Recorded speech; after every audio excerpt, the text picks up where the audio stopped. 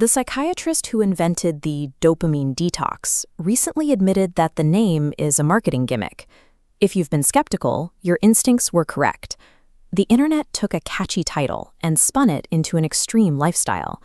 We see people locking themselves in dark rooms, refusing to eat, listen to music, or even make eye contact, hoping to reset their brains.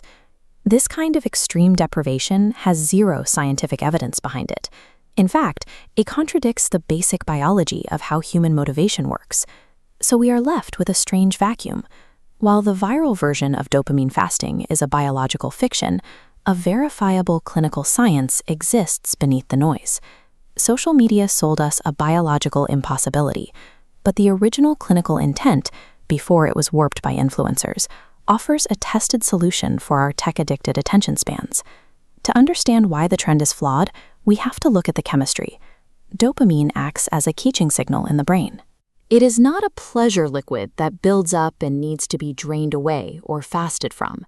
The mechanism here is reward prediction error. As neuroscientist Wolfram Schultz documented, dopamine neurons fire when a reward is better than expected.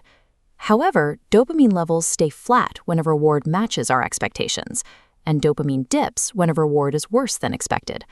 As psychologist Dr. Susan Albers at the Cleveland Clinic points out, we need dopamine in every system in our body. We can't and don't want to get rid of it. Dopamine is a survival mechanism. It drives us to eat, exercise, and socialize. Treating it like a toxin that requires a detox misunderstands how we learn and stay motivated. The science beneath this fad is a cognitive behavioral therapy concept known as stimulus control. Dr. Cameron Sepah, who developed the trend, stated that his title was just a catchy way to describe how addictions become reinforced. His original framework was never about total sensory deprivation. It targeted 6 specific problematic behaviors, like emotional eating, gambling, and excessive gaming. The debate around these distractions is ongoing. A 2017 study suggested that simply placing your smartphone in another room boosted your available working memory. A 2023 replication study failed to reproduce those findings, which means the magnitude of the effect remains scientifically contested. This bar chart shows what happens when we move beyond mere presence and actively control the stimulus.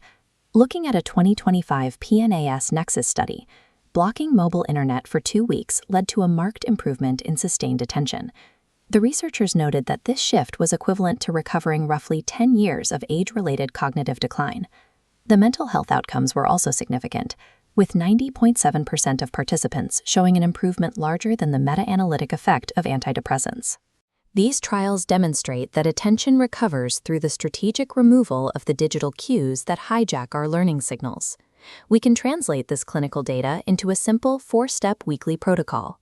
Step 1. Pick one specific cue to target, like disabling mobile internet on your phone. Focus on a single variable. Step 2. Set a strict window. 2 weeks is the trial-tested dose required to see a difference in your attention span. Step 3. Replace the removed cue with one physical behavior.